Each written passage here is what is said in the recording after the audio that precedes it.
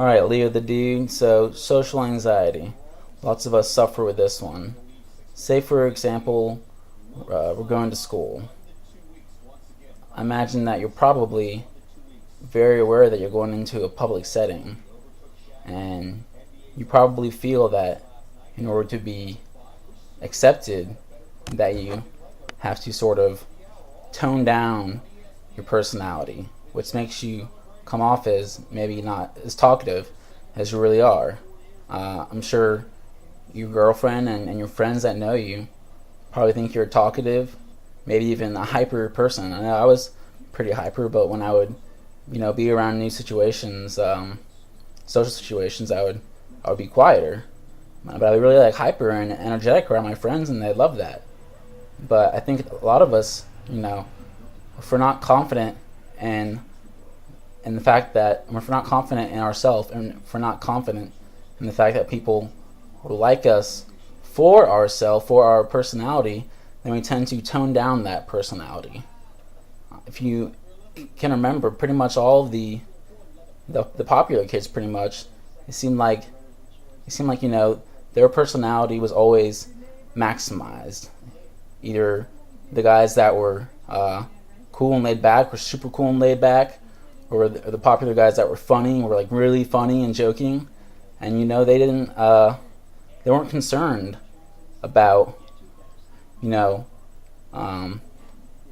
censoring their personality around others because they're confident in it. So whenever you go down to school and you're sitting in your classes, just the only way that you're going to be able to deal with that, you're feeling anxious because you know that you're holding yourself back, and probably while you're doing it, you're probably subconsciously beating yourself up because you know that you aren't being social. You know that you're not being social, but you want to be social. Well, how can you be social if you're trying to tone down your personality? Sure, you do it like a little bit. Like for example, if I'm in a social situation, I might not act quite as hyper as I am when I'm with my family. But yeah, I used to make the mistake before, thinking that no one would be sort of interested in my weird personality. The thing is that we all are kind of weird in our own way, and you can't be afraid to express that, because what makes you weird and different is what people like about you. It's what makes you unique. It's what defines you, your personality, who you are. So yeah, when you sit down in class, just make a conscious effort to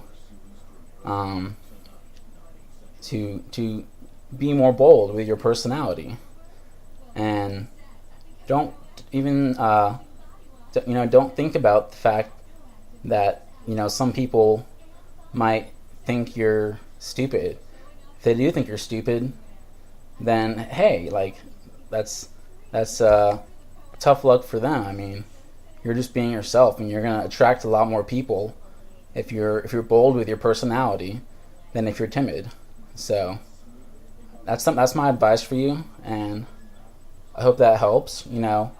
Just be more bold, and by doing that, when you're more bold, you'll realize that you get a good response, and when you get a good response from people when you're being bold, that will give you confidence, and that will feed into your system, and it will give you the confidence to continue to show your true personality. And the beautiful thing about it is that that's so easy to show your true personality. It just feels a little bit uncomfortable at first because everybody's so overly aware of our social surroundings that we're just trying to fit in.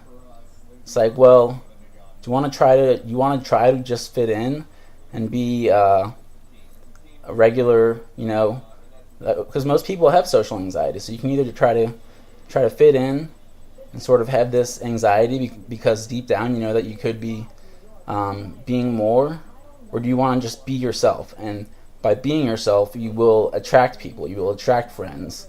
I know you said you're dating someone, but you'll attract the kind of girls that are going to like you.